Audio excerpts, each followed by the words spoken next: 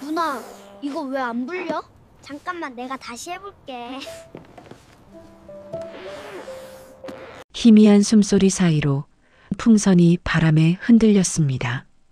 겨울바람이 매섭게 불었지만 아이들은 웃고 있었어요. 그 웃음 뒤로 어디선가 작은 시계 소리가 들렸습니다. 똑딱, 똑딱. 그리고 그 소리를 들은 순간 한 여자가 걸음을 멈췄습니다. 겨울바람이 거칠게 몰아치는 인천의 오래된 골목이었습니다. 허물어진 담벼락과 낡은 간판들 사이로 62살의 한은영 씨가 천천히 걸어가고 있었습니다. 20해 넘게 건축 설계 일을 해왔지만 요즘 그녀의 마음은 유난히 무거웠죠.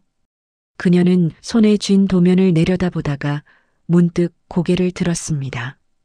골목 끝 녹슨 미끄럼틀이 있는 낡은 놀이터, 그리고 그곳에서 오래된 풍선을 불고 있는 두 남매가 눈에 들어왔습니다. 차가운 바람에 아이들의 손가락은 새빨갛게 얼어 있었지만 서로를 바라보며 웃는 모습이 이상할 만큼 따뜻했습니다. 그때였습니다.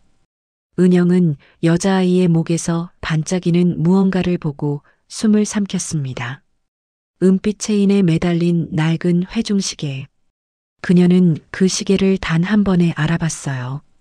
5해 전 세상을 떠난 아들 민규에게 마지막으로 건넸던 바로 그 시계. 뒷면엔 이렇게 새겨져 있었죠. 민규에게 시간은 멈추지 않는다. 사랑하는 엄마가. 바람이 세차게 불었습니다. 낡은 시계가 흔들릴 때마다 은은한 금소금이 골목에 울려 퍼졌죠. 은영의 심장이 빠르게 뛰었습니다. 그녀의 머릿속을 스쳤던 단 하나의 생각. 그렇다면 이 아이들은? 그 시계가 가리킨 방향의 끝에는 과연 무엇이 기다리고 있었을까요? 사연 시작하기 전에 구독과 좋아요 눌러주신 다음 지금 어디에서 듣고 계신지 댓글로 알려주세요. 그곳에 늘 따뜻한 기운이 함께하길 진심으로 바라겠습니다. 마음으로 듣는 이야기 인생 여정을 찾아주신 모든 분들께 감사드리며 이야기 시작하겠습니다. 겨울바람이 거칠게 몰아치는 오후였습니다. 인천 구도심의 재개발 예정구역, 허물어진 담벼락과 낡은 간판들 사이로 한은영이 천천히 걸어갔어요. 62살의 그녀는 20년 넘게 건축 설계 일을 해왔지만 요즘 들어 이 일이 유난히 무겁게 느껴졌습니다. 손에 든 실측 자료를 들여다보던 그녀는 문득 발걸음을 멈췄어요. 골목 끝 낡은 놀이터가 보였습니다. 철제 미끄럼틀은 녹이 슬어 있었고 그네는 체인이 끊어진 채 한쪽으로 기울어 있었어요. 그런데 그곳에 아이들이 있었습니다. 6살쯤 되어 보이는 남자아이와 10살 정도의 여자아이가 낡은 풍선 하나를 불고 있었죠. 바람이 너무 차가워서인지 아이들의 손가락은 새빨갛게 얼어 있었어요. 누나로 보이는 아이가 동생에게 풍선을 건넸습니다. 내가 먼저 불어. 누나는 괜찮아. 아이의 목소리는 밝았지만 그 뒤로 짧은 기침 소리가 들렸어요. 은영은 그 모습을 바라보다가 문득 여자아이의 목에 걸린 무언가를 발견하고 숨을 삼켰습니다. 낡은 회중시계였어요. 은빛 체인에 매달린 그 시계는 세월의 때가 묻어 있었지만 뒷면에 새겨진 글씨는 여전히 선명했죠. 은영은 그 글씨를 외우고 있었습니다. 민규에게 시간은 멈추지 않는다. 사랑하는 엄마가. 그건 5년 전 은영이 아들 민규에게 군 제대 선물로 준 시계였어요. 민규는 그 시계를 늘 품에 지니고 다녔습니다. 시간은 멈추지 않으니까 우리도 멈추지 말자고 했었죠. 그러다 3년 뒤 민규는 갑작스러운 병으로 세상을 떠났어요. 그리고 그의 아내 박선희와 두 아이도 장례식장을 나간 뒤 흔적도 없이 사라졌습니다. 은영은 당시 충격에 빠져 있었어요. 아들을 잃은 슬픔도 컸지만 며느리가 유산을 챙겨 달아났다는 조카 도연의 말을 믿었거든요. 은영은 선의를 찾으려 하지 않았습니다. 배신감과 분노가 그녀를 지배했었죠. 그런데 지금 그 시계가 눈앞에 있었어요. 바람에 체인이 흔들릴 때마다 은은한 금소금이 들렸습니다. 은영의 다리가 떨렸어요. 심장이 빠르게 뛰기 시작했죠. 그녀는 아이들에게 다가갔습니다. 애들아. 은영의 목소리는 떨렸어요. 이 시계 어디서 났니? 여자아이가 놀란 눈으로 은영을 바라봤습니다. 이건요, 엄마가 주신 거예요. 할머니가 우리 아빠한테 주신 거래요. 아이의 말에 은영의 눈에서 눈물이 흘러내렸어요. 너희 엄마가 누구니? 은영이 무릎을 꿇고 아이의 눈높이에 맞췄습니다. 우리 엄마는 박선이에요. 공장에서 일하세요. 아이가 대답했죠. 그 순간 은영의 세상이 무너졌습니다. 5년 동안 믿었던 모든 것이 잘못되었을지도 모른다는 생각이 머리를 스쳤어요. 은영은 아이들을 따라가기로 했습니다. 두 아이는 골목 안쪽으로 걸어갔어요. 낡은 연립주택 1층, 페인트가 벗겨진 문 앞에서 아이들이 멈춰 섰습니다. 누나가 가방에서 열쇠를 꺼내려는 순간 옆집 문이 열렸어요. 애들아, 오늘도 엄마 늦으시지. 중년 남자의 목소리가 들렸습니다. 예, 아저씨. 누나가 대답했죠. 은영은 그 남자를 바라봤습니다. 60대 후반으로 보이는 그는 낡은 작업복을 입고 있었어요. 저기요. 은영이 그에게 다가갔습니다. 이 집 아이들 언제부터 여기 살았나요? 남자는 은영을 위아래로 훑어보더니 대답했습니다. 5년쯤 됐죠. 엄마랑 둘이서. 참 기특한 애들이에요. 엄마는 어떤 분인가요? 은영의 목소리가 떨렸어요. 공장에서 야간 근무하시는데 몸이 안 좋으신 것 같더라고요. 기침을 심하게 하시고. 남자의 말에 은영의 가슴이 무너졌습니다. 바람이 더 세차게 불었어요. 은영은 하늘을 올려다봤습니다. 회색빛 구름 사이로 햇살이 희미하게 비쳤죠. 그녀는 주머니에서 명함을 꺼내 남자에게 건넸습니다. 제가 다시 올게요. 이 아이들 엄마와 꼭 이야기를 나눠야 해서요. 은영이 돌아서는 순간 뒤에서 시계 소리가 들렸습니다. 똑딱, 똑딱. 멈추지 않는 시간의 소리였어요. 그녀는 걸음을 재촉했습니다. 5년 만에 다시 시작된 이 이야기의 끝을 향해서 말이에요. 이틀 뒤 은영은 다시 그 골목을 찾았습니다. 이번에는 실측 자료 대신 과일 바구니를 들고 있었어요. 아이들에게 줄 것들도 챙겨왔죠. 하지만 정작 그녀가 먼저 찾아간 곳은 옆집, 그 남자가 사는 집이었습니다. 문패에는 노영식이라고 쓰여 있었어요. 은영이 초인종을 누르자 문이 열렸습니다. 아, 그때 그분. 형식이 그녀를 알아봤어요. 들어오시죠. 안에는 고물들이 가득했습니다. 낡은 라디오, 고장난 선풍기, 녹슨 공구들. 그러나 신기하게도 정도는 잘 되어 있었죠. 차 한잔 하시겠어요? 형식이 보리차를 따라주었습니다. 은영은 그 차를 받아들고 입을 열었어요. 옆집 아이들 말인데요. 그 집 사정을 좀 아시나요? 형식은 잠시 망설이더니 한숨을 쉬었습니다. 알죠. 5년 전부터 봤으니까요. 형식이 창밖을 바라봤어요. 처음 이사 왔을 때 그 어머니는 정말 아무것도 없었어요. 짐도 거의 없고 애들 옷도 몇 벌 안 되더라고요. 은영은 가슴이 철렁했습니다. 무슨 일이 있었던 건가요? 은영이 물었어요. 형식은 고개를 저었습니다. 자세히는 모르죠. 다만 그분이 한 번은 제게 말했어요. 억울한 일을 당했다고, 가족한테 오해를 받았다고, 그래서 도망쳐 나왔다고요. 은영의 손이 떨렸습니다. 찻잔을 내려놓는 소리가 유난히 크게 울렸어요. 그 어머니, 지금 어떤가요? 형식의 표정이 어두워졌습니다.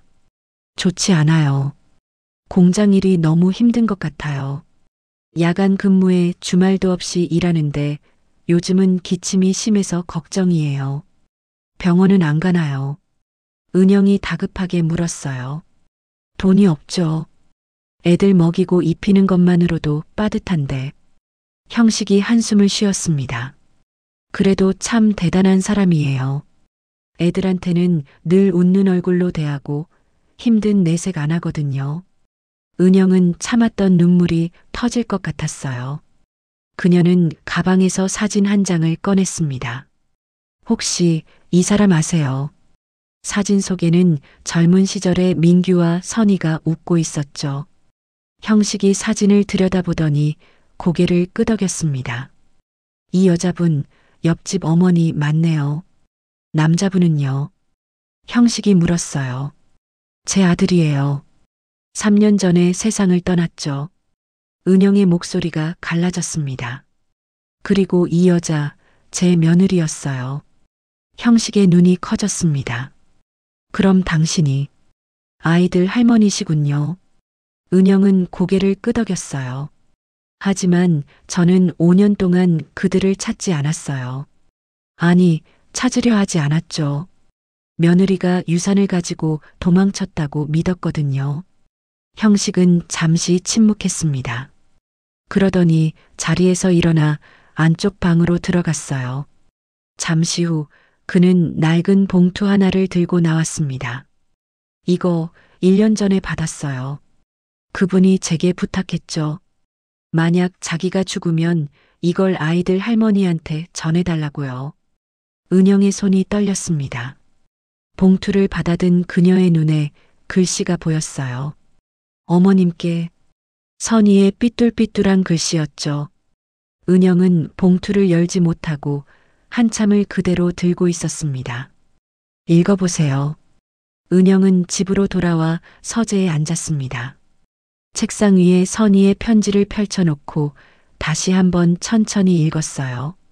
이번에는 처음보다 더 침착하게 모든 단어를 놓치지 않으려고 애쓰면서 말이죠. 어머님, 이 편지를 쓰는 지금도 손이 떨립니다. 편지는 그렇게 시작됐어요. 민규 오빠는 병으로 죽은 게 아니에요. 오빠의 죽음에는 누군가의 의도가 있었습니다. 은영은 숨을 깊이 들이마셨어요. 오빠가 마지막으로 입원했을 때 저는 매일 병원에 있었어요. 편지는 계속됐습니다. 그날 밤 병실에 누가 들어왔어요. 어머님이 믿고 아끼시던 조카 강도연이었습니다. 은영의 손이 떨렸어요. 도연은 그녀가 동생처럼 키운 조카였죠. 도연은 제가 잠시 자리를 비운 사이에 링거를 바꿨어요. 선희는 편지에 자세히 썼습니다. 저는 복도에서 돌아오다가 우연히 봤어요. 도연이 간호사 옷을 입고 링거 주머니를 교체하는 걸요. 이상해서 몰래 지켜봤죠. 다음 날 아침 민규의 상태가 급격히 나빠졌어요. 선희의 글씨가 더욱 떨려 있었습니다. 의사들이 달려왔지만 소용없었어요. 오빠는 그렇게 갔습니다. 저는 의심이 들었지만 증거가 없었어요. 그리고 겁이 났습니다. 장례식 다음 날 도연이 저를 찾아왔어요. 편지의 톤이 어두워졌습니다. 그는 저를 빈 방으로 데려가 말했어요. 형님은 이제 없다. 회사는 내가 물려받을 거다. 내가 조용히 사라지면 아이들은 안전할 거다. 은영의 눈에서 눈물이 떨어졌어요. 만약 경찰에 신고하거나 어머님께 말하면 선희는 도연의 협박을 그대로 옮겨 적었습니다. 아이들도 위험할 거라고 했어요. 그는 오빠를 죽일 수 있는 사람이에요. 아이들이야 얼마나 쉽겠어요. 은영은 편지를 잡은 손에 힘이 들어갔습니다. 저는 그날 밤 아이들만 데리고 도망쳤어요. 선희의 고백이 이어졌습니다. 아무것도 가져가지 않았어요. 옷 몇 벌과 민규 오빠가 아끼던 시계, 그리고 아이들 사진 몇 장뿐이었죠. 도연은 제게 돈을 주겠다고 했지만 받지 않았어요.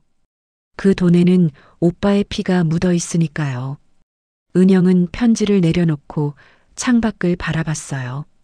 5년 전 그날이 떠올랐습니다. 장례식장에서 선희가 아이들을 데리고 나가던 모습, 그리고 도연이 은영에게 속삭이던 말들. 형수님이 유산을 노리고 있었던 것 같아요. 회사 돈도 몰래 빼돌렸다던데요. 은영은 그 말들을 그대로 믿었어요. 슬픔에 빠진 그녀는 판단력을 잃었었죠. 도연은 그걸 이용한 겁니다. 은영은 주먹을 불끈 쥐었어요. 분노가 치밀어 올랐습니다. 편지의 마지막 부분을 읽었어요. 어머님, 저는 어머님을 원망하지 않아요. 선희는 썼습니다. 어머님도 아들을 잃은 슬픔에 제대로 생각할 수 없었을 거예요. 다만 제가 바라는 건 하나예요. 언젠가 진실이 밝혀지고 아이들이 할머니를 만날 수 있기를. 은영은 편지를 가슴에 안았어요. 5년이라는 시간이 너무 길게 느껴졌습니다. 그녀는 서랍을 열어 오래된 서류철을 꺼냈어요. 민규의 사망 진단서, 회사 서류, 그리고 도연과 주고받은 문자들이 들어 있었죠. 은영은 하나씩 살펴보기 시작했습니다. 민규가 죽기 일주일 전 도연이 보낸 문자가 있었어요. 고모, 형님 상태가 좋아지고 있어요. 곧 퇴원하실 수 있을 거예요. 하지만 그 다음 날 민규의 상태는 급격히 악화됐죠. 은영은 당시 병원 기록을 다시 찾아봤어요. 담당 의사는 갑작스러운 악화에 고개를 갸웃했었습니다. 회복세였는데 이상하네요. 뭔가 예상치 못한 합병증이 있었던 것 같은데. 의사의 말이 떠올랐어요. 그때는 그냥 불운이라고 생각했습니다. 하지만 지금 돌이켜보니 모든 게 연결됐어요. 도연의 방문, 링거 교체, 그리고 갑작스러운 악화. 은영은 전화기를 집어들었습니다. 여보세요, 김 변호사님. 은영의 목소리는 차분했지만 단호했어요. 사건 하나 맡겨야 할 것 같아요. 살인 사건입니다. 아니, 정확히는 5년 전 살인 사건의 재조사요. 은영은 편지를 바라보며 말했습니다. 증거를 모아야 해요. 병원 CCTV는 아직 남아있을까요? 은영이 물었어요. 변호사는 5년 전 기록은 어렵다고 했지만 다른 방법이 있을 거라고 했습니다. 재무 기록, 증언, 정황 증거들. 은영은 고개를 끄덕였어요. 전화를 끊고 은영은 다시 편지를 펼쳤습니다. 선희의 마지막 문장이 눈에 들어왔어요. 어머님, 시간은 멈추지 않습니다. 언젠가 진실도 드러날 거예요. 은영은 민규가 자주 하던 말을 떠올렸습니다. 시간은 멈추지 않는다. 은영은 자리에서 일어나 민규의 사진이 걸린 벽으로 갔어요. 사진 속 아들은 환하게 웃고 있었습니다. 미안해, 민규야. 엄마가 늦었어. 은영은 사진에 손을 얹으며 속삭였어요. 하지만 이제 모든 걸 바로잡... 밤이 깊어갔습니다. 은영의 서재에는 불이 환하게 켜져 있었어요. 그녀는 밤새 자료를 정리하고 계획을 세웠습니다. 5년의 시간이 지났지만 진실을 밝히기에 늦은 때는 없으니까요. 은영은 다음 날 아침 일찍 공장 지대로 향했습니다. 선희가 일한다는 곳을 찾아야 했어요. 형식에게 물어 겨우 주소를 알아냈죠. 공단 외곽의 낡은 건물, 2층짜리 작은 봉제 공장이었습니다. 공장 앞에는 야간 근무를 마친 노동자들이 나오고 있었어요. 은영은 그들 사이에서 선희를 찾았습니다. 5년 만에 보는 며느리는 너무나 달라져 있었어요. 야윈 얼굴, 푹 꺼진 눈, 그리고 걸을 때마다 들리는 기침 소리. 은영은 차 안에 숨어 선희를 지켜봤어요. 선희는 공장 문을 나와 버스 정류장으로 걸어갔습니다. 느린 걸음이었죠. 중간에 두어 번 멈춰서서 기침을 했어요. 은영의 가슴이 미어졌습니다. 버스를 타지 않고 선희는 근처 슈퍼로 들어갔어요. 은영도 조심스럽게 뒤따랐습니다. 선희는 가장 저렴한 식빵과 우유, 그리고 할인 중인 과일 몇 개를 골랐어요. 계산대에서 지갑을 열었을 때 그 안에 든 돈이 얼마 되지 않는 게 보였습니다. 선희가 슈퍼를 나왔어요. 은영은 더 이상 참을 수 없었습니다. 그녀는 차에서 내려 선희를 불렀어요. 선희야. 선희가 멈춰섰습니다. 천천히 돌아보는 그녀의 눈이 커졌어요. 어머님. 선희의 목소리가 떨렸습니다. 손에 들고 있던 봉지가 바닥에 떨어졌어요. 우유가 터져 하얗게 번졌죠. 두 사람은 그 자리에 얼어붙은 채 서로를 바라봤습니다. 은영이 먼저 다가갔어요. 선희는 뒤로 물러섰습니다. 저는요. 선희가 말을 더듬었어요. 죄송해요. 정말 죄송해요. 그녀의 눈에서 눈물이 쏟아졌습니다. 은영은 고개를 저었어요. 아니야. 은영의 목소리도 떨렸습니다. 미안한 건 나야. 내 편지 읽었어. 진실을 알았어. 선희는 그 말에 무릎이 꺾였어요. 은영이 얼른 선희를 붙잡았습니다. 두 사람은 길 한복판에서 서로를 부둥켜 안고 울었어요. 한참을 울던 선희가 먼저 진정했어요. 아이들이 학교 가기 전에 집에 가야 해요. 은영은 고개를 끄덕였습니다. 내가 데워줄게. 내 차 타자.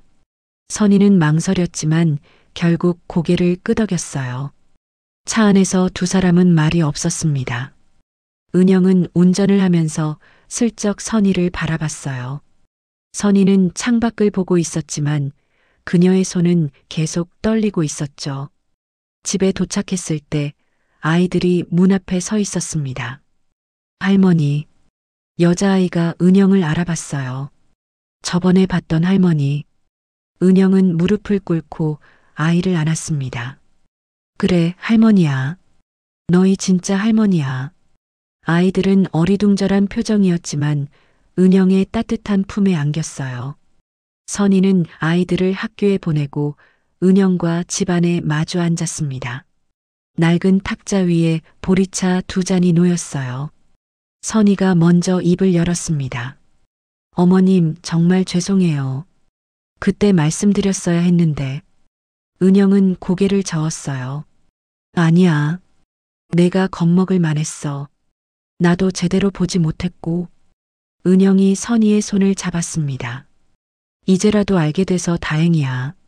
선희는 고개를 떨궜어요. 지난 5년이 어땠는지 이야기해 줄래? 은영이 조심스럽게 물었어요. 선희는 긴 한숨을 쉬었습니다. 처음에는 정말 막막했어요. 아무 연고도 없는 곳에서 아이들을 키워야 했죠. 공장 일을 시작했는데 아시다시피 저는 학력이 높지 않아서. 선희는 천천히 이야기했어요. 낮에는 식당에서 설거지를 하고 밤에는 공장에서 일했다고 했습니다. 아이들은 어린이집과 학교에 맡겼죠. 형식 씨가 많이 도와주셨어요. 아이들 봐주시고 밥도 챙겨주시고. 돈은 어떻게 했어? 은영이 물었어요. 민규가 남긴 보험금이 있었잖아. 선희는 쓸쓸하게 웃었습니다. 그건 도연 씨가 다 처리했어요. 제 명의로 된 통장은 동결됐고 아무것도 찾을 수 없었어요. 은영의 눈빛이 차가워졌습니다. 그 새끼가. 선희는 손을 저었어요. 괜찮아요. 우리는 이렇게라도 살아남았으니까요. 다만 선희의 목소리가 작아졌어요. 제 몸이 예전 같지 않아서 걱정이에요. 병원은 가봤어. 은영이 다급하게 물었어요. 선희는 고개를 저었습니다. 돈이 없어서요. 그냥 약국에서 기침약만 사 먹고 있어요. 은영은 선희의 손을 꽉 잡았어요. 당장 병원 가자. 내가 다 해줄게. 선희는 고개를 저었어요. 어머님, 저는 괜찮아요. 다만 아이들이. 선희의 눈에 눈물이 고였습니다. 제가 만약 아프면 아이들은 어떻게 되나요? 은영은 선희를 꼭 안았어요. 걱정하지 마. 이제 내가 있잖아. 두 사람은 한참을 그렇게 있었습니다. 5년의 시간이 그 짧은 포옹 안에 녹아들었어요. 은영은 생각했습니다. 이 시간을 되돌릴 수는 없지만 앞으로의 시간은 바꿀 수 있다고. 그리고 그 시작은 지금, 이 순간이라고요. 은영은 선희를 병원에 데려간 뒤 곧바로 변호사 사무실로 향했습니다. 김 변호사는 50대의 노련한 법률가로 은영과는 20년직이었어요. 그는 은영이 가져온 선희의 편지와 자료들을 꼼꼼히 살펴봤습니다.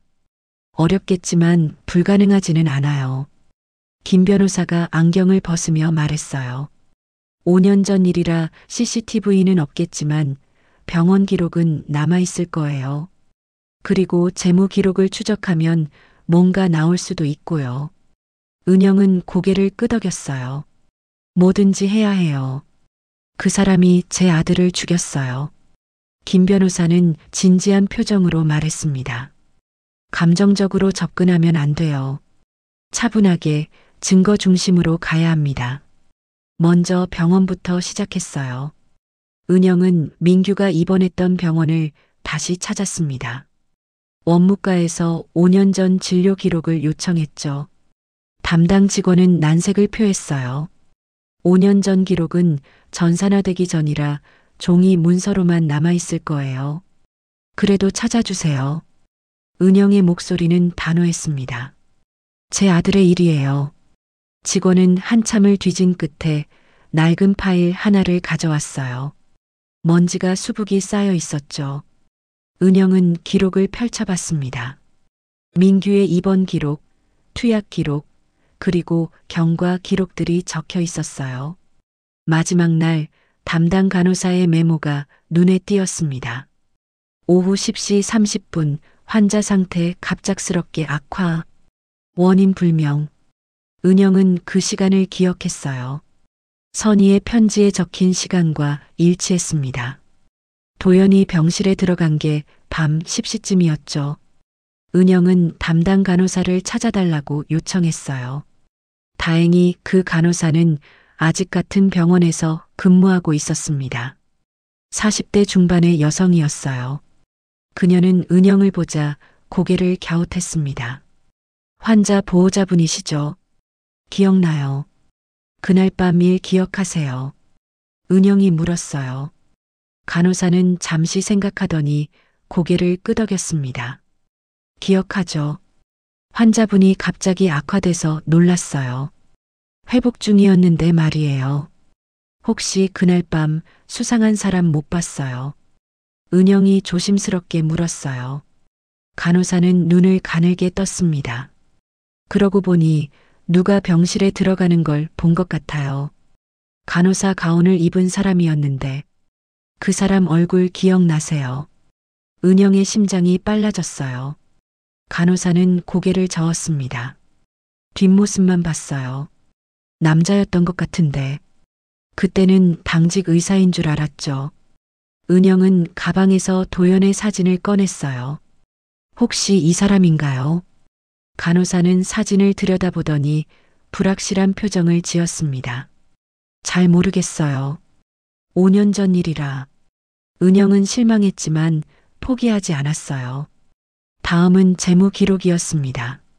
그녀는 민규의 회사로 갔어요. 은영이 대주주였기에 회계 장부를 열람할 권한이 있었죠. 격리부장이 자료를 가져왔습니다.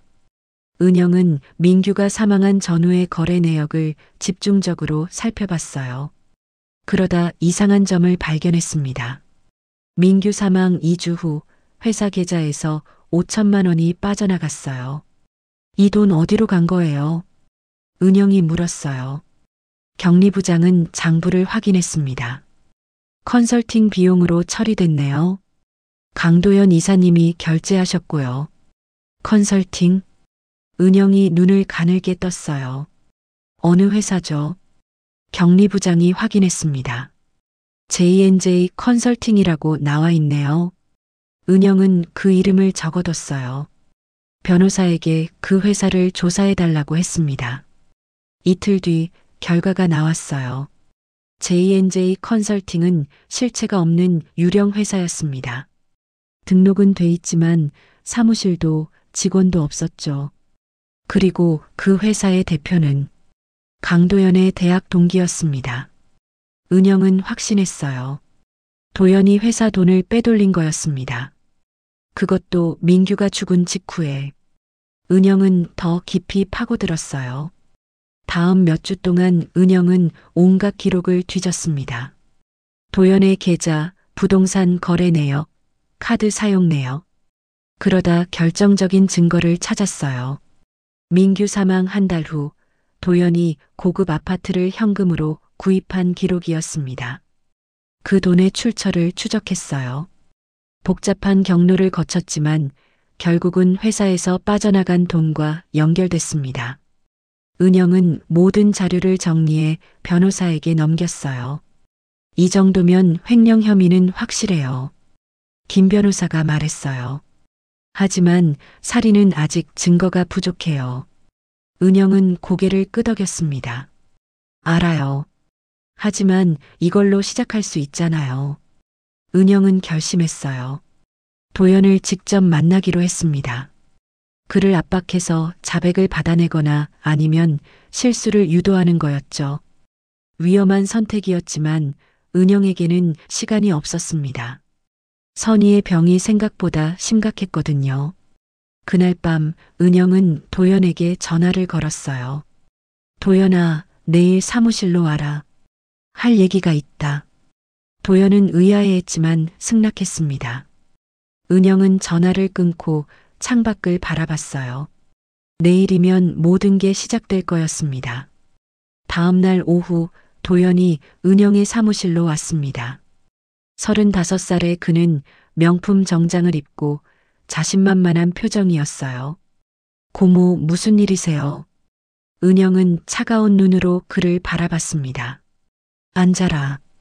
은영의 목소리에는 감정이 없었어요. 도연은 소파에 앉으며 다리를 꼬았습니다. 회사 일인가요? 아니면 새 프로젝트 건으로? 은영은 대답하지 않고 책상 서랍에서 파일 하나를 꺼냈어요.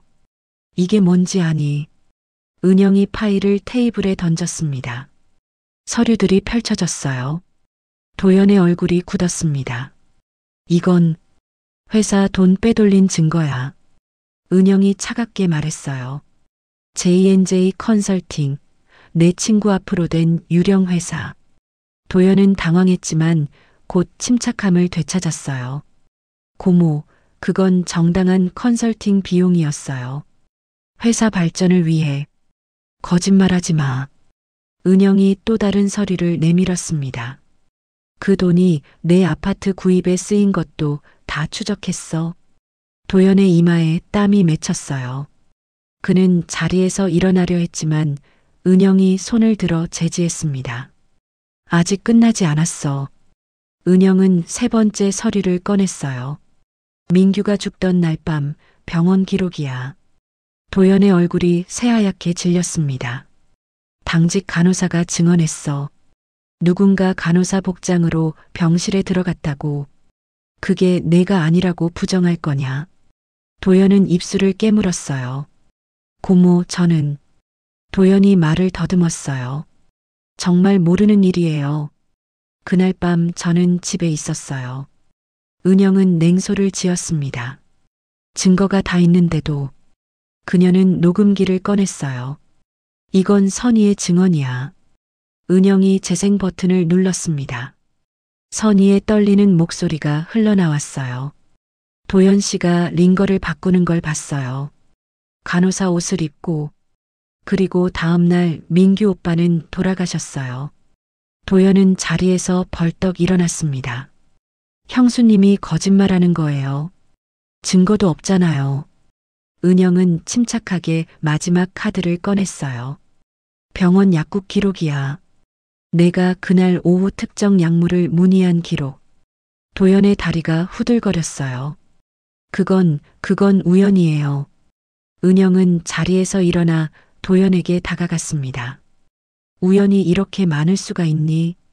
민규가 죽고 돈이 빠지고 선이가 쫓겨나고 다 내가 계획한 거였어. 도연은 뒤로 물러섰어요. 증명할 수 없어요. 법정에서는 증거가 필요해요. 은영은 고개를 끄덕였습니다. 맞아. 그래서 준비했지. 그녀는 인터폰을 눌렀어요. 들어오세요. 문이 열리고 형사 2명이 들어왔습니다. 도연의 얼굴이 일그러졌어요. 무슨 짓이에요? 은영은 차갑게 웃었습니다. 내가 한 짓을 갚는 거야. 형사들이 도연에게 다가갔어요. 강도연 씨 횡령과 살인 교사 혐의로 동행해야겠습니다. 도연은 발버둥 쳤어요. 아니에요. 저는 아무것도 안 했어요. 고모, 저 좀 도와주세요. 은영은 고개를 돌렸습니다. 넌 내 조카가 아니야. 은영의 목소리는 얼음처럼 차가웠어요. 내 아들을 죽인 살인자일 뿐이지. 도연은 무릎이 꺾였습니다. 고모, 제발. 용서해 주세요. 은영은 그를 내려다봤어요. 용서. 은영이 중얼거렸습니다. 민규에게 용서를 빌어라. 선이와 아이들에게 빌어라. 나한텐 빌지 마. 형사들이 도연에게 수갑을 채웠어요. 도연은 끌려나가면서 계속 소리쳤지만 은영은 듣지 않았습니다. 문이 닫히고 사무실이 조용해졌어요. 은영은 창가로 가서 밖을 내려다봤습니다. 경찰차가 사이렌을 울리며 떠나는 게 보였어요. 그 소리가 점점 멀어졌습니다. 은영은 민규의 사진을 꺼내 들었어요. 이제 편히 쉬어라, 아들아. 엄마가 내 억울을 풀었어. 그녀의 눈에서 조용히 눈물이 흘러내렸습니다. 하지만 이번에는 슬픔의 눈물이 아니었어요. 해방의 눈물이었죠. 도연이 구속된 지 일주일이 지났습니다. 은영은 그동안 선이와 아이들을 돌보는데 집중했어요. 선이의 병원 검사 결과가 나왔는데 다행히 큰 병은 아니었습니다. 과로와 영양실조로 인한 기관지염이었죠.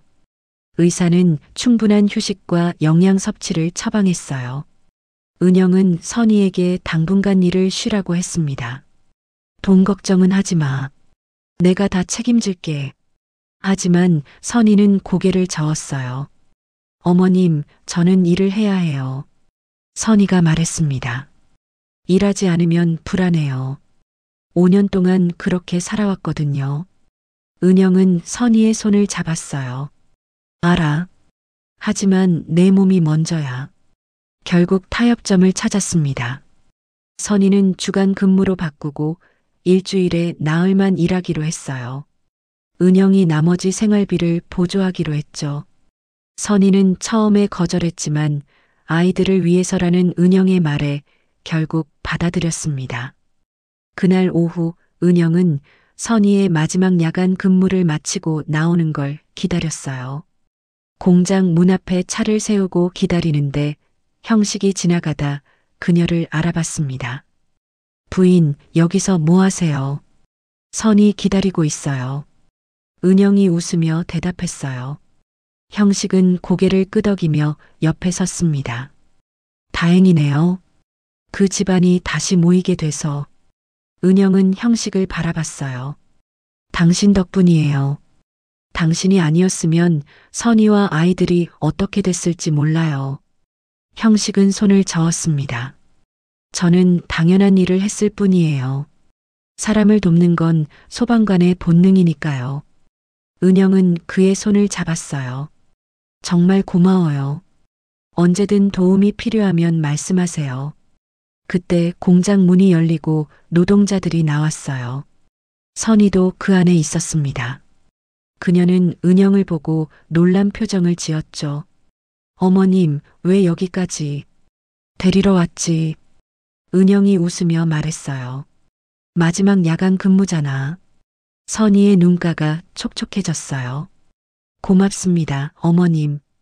두 사람은 차에 올라탔습니다. 형식이 손을 흔들며 배웅했죠. 차 안에서 선희가 조용히 말했어요. 어머님, 정말 꿈만 같아요. 뭐가? 은영이 물었어요. 이 모든 게요. 선희가 창밖을 바라보며 말했습니다. 5년 동안 혼자 버텨왔는데 이제는 기댈 곳이 생겼다는 게. 은영은 선희의 손을 잡았어요. 이제 혼자가 아니야. 집에 도착했을 때 아이들이 뛰어나왔어요. 엄마, 할머니. 은영은 두 아이를 안았습니다. 오늘은 할머니가 맛있는 거 해줄게. 뭐 먹고 싶어? 여자아이가 눈을 반짝이며 말했어요. 할머니가 해주시는 건 다 좋아요. 저녁 준비를 하는 동안 선희는 거실에서 아이들과 놀았어요. 은영은 부엌에서 그 모습을 지켜봤습니다. 민규가 살아있었다면 이런 모습이었을까? 그녀는 잠시 슬퍼졌지만 곧 고개를 저었어요. 지금 이 순간에 집중해야 했습니다. 저녁을 먹으면서 아이들이 학교 이야기를 했어요.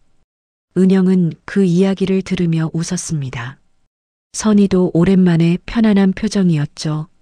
식사가 끝나고 아이들이 잠든 뒤 두 사람은 거실에 마주 앉았어요. 어머님, 선희가 조심스럽게 말했어요. 앞으로 어떻게 하면 좋을까요? 은영은 차를 한 모금 마신 뒤 대답했습니다. 천천히 가자. 서두를 필요 없어.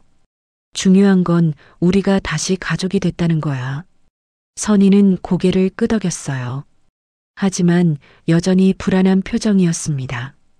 은영은 그걸 눈치챘죠. 걱정하지 마. 도연은 이제 돌아올 수 없어. 그리고 나는 너희를 보호할 거야.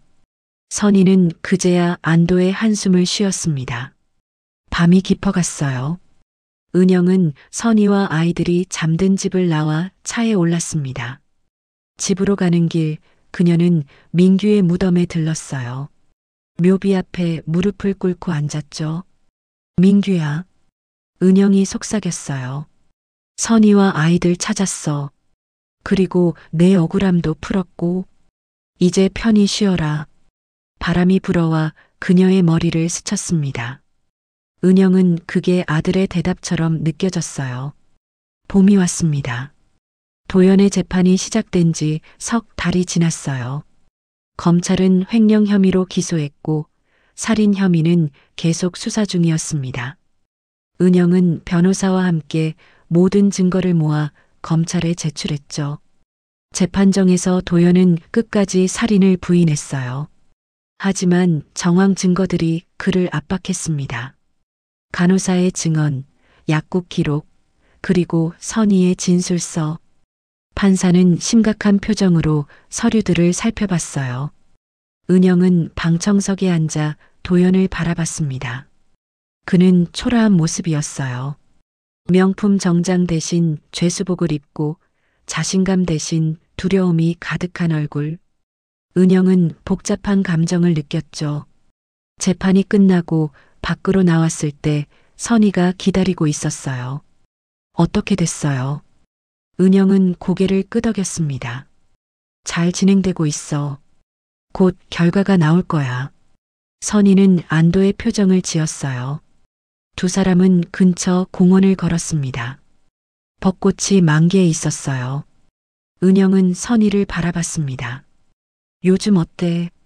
일은 괜찮고. 선희는 웃으며 대답했어요. 주간 근무라 훨씬 좋아요. 아이들도 이제 할머니 댁에 자주 가고 싶어 해요. 은영의 가슴이 따뜻해졌어요. 언제든 오렴. 우리 집이 내 집이기도 하니까. 선희는 고개를 끄덕였습니다. 그런데 어머님, 선희가 조심스럽게 말했어요. 민규 오빠 무덤에 같이 가도 될까요? 은영은 놀랐어요. 물론이지. 왜 그걸 물어? 선희는 고개를 숙였습니다. 제가 도망친 것 같아서요. 오빠한테 미안하고. 은영은 선희의 손을 잡았어요. 내 잘못이 아니야. 민규도 이해할 거야. 다음 주말 세 사람은 함께 묘지에 갔습니다. 아이들도 처음으로 아버지 무덤을 찾았어요. 여자아이가 무덤 앞에 꽃을 놓으며 말했어요. 아빠, 저예요.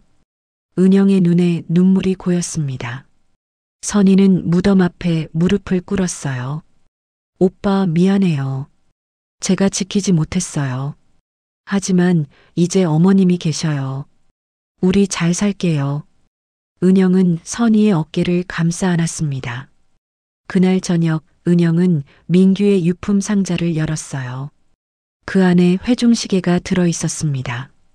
아이가 목에 걸고 있던 그 시계의 원본이었죠. 은영은 시계를 들어 귀에 대봤어요. 똑딱똑딱 여전히 움직이고 있었습니다. 그녀는 시계를 아이에게 줄까 고민했어요.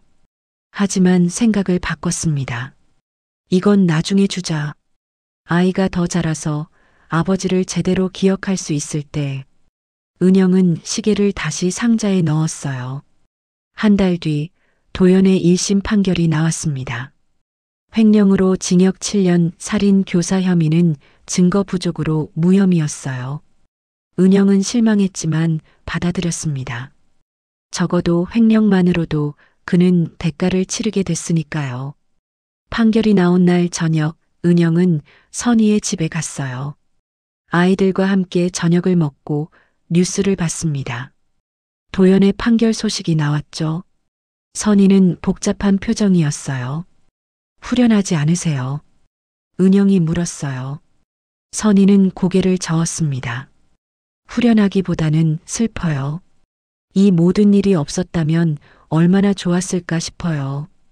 은영은 동감했습니다. 하지만 우리는 앞으로 나아가야 해. 여름이 왔어요. 아이들은 방학을 맞아 은영의 집에서 지내기로 했습니다. 선희도 휴가를 내서 함께 했죠. 네 식구는 바다로 여행을 갔어요. 민규가 살아있을 때 가족이 함께 가던 곳이었습니다. 백사장에서 아이들이 뛰어놀았어요. 은영과 선희는 나란히 앉아 그 모습을 지켜봤습니다. 바람이 시원하게 불었죠. 선희가 조용히 말했어요. 어머님, 행복해요. 지금 이 순간이. 은영은 선희를 바라봤어요. 나도 그래. 오랜만에 행복해. 두 사람은 웃으며 아이들을 불렀습니다. 아이들이 달려와 모래투성이 손으로 할머니와 엄마를 안았어요. 그날 밤 숙소에서 은영은 가져온 회중시계를 꺼냈습니다. 시계는 여전히 똑딱똑딱 움직이고 있었어요. 시간은 멈추지 않는다. 민규의 말이 떠올랐죠. 은영은 창밖을 바라봤습니다. 별이 총총히 빛나고 있었어요. 그녀는 생각했습니다. 시간은 멈추지 않는다. 슬픔도 아픔도 모든 것은 흘러간다. 그리고 그 끝에는 희망이 있다고. 은영은 시계를 가슴에 안았어요. 다음 날 아침 일찍 일어난 은영은 해변을 거닐었습니다. 일출을 보기 위해서였죠. 수평선 너머로 해가 떠올랐어요. 붉은 빛이 바다를 물들였습니다. 새로운 하루가 시작되는 순간이었죠. 은영은 회중시계를 꺼내 시간을 확인했어요. 6시 정각. 그녀는 미소 지었습니다. 시간은 계속 흐른다. 우리도 계속 나아간다. 그것이 삶이니까요. 은영은 시계를 주머니에 넣고 숙소로 돌아갔습니다. 가족이 기다리고 있었으니까요. 오늘 준비한 이야기는 여기서 마무리하겠습니다. 다음에는 더 따뜻하고 좋은 이야기로 인사드릴게요. 구독과 좋아요 눌러주시면 정말 감사하겠습니다. 이 이야기를 어디서 처음 만나보셨는지도 댓글로 남겨주세요. 오늘도 모든 구독자님들께 행복이 가득 스며드는 하루가 되길 바랍니다.